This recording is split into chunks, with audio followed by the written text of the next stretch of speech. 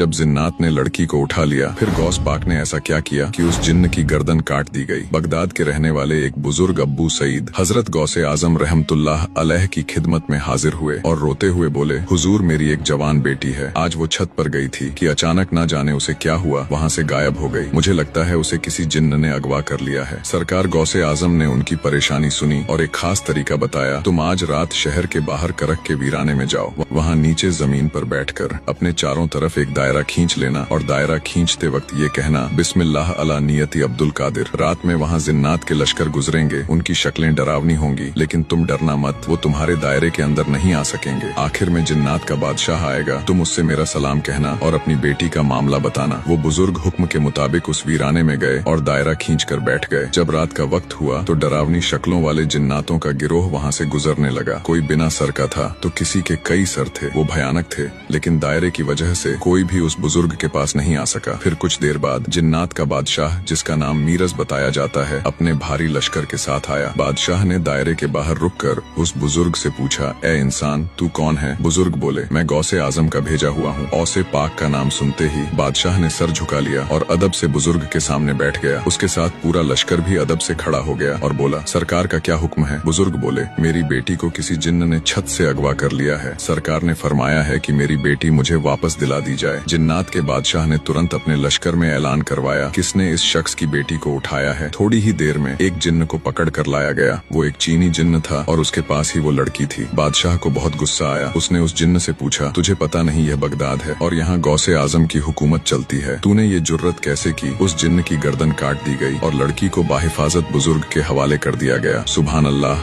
गौसे आजम का वो मर्तबा है जहाँ जिन्नात भी थर थर कांपते हैं। दोस्तों, अगर आप भी गौसे आजम के सच्चे दीवाने हैं तो दिल से लिखिए, या गौसे आजम।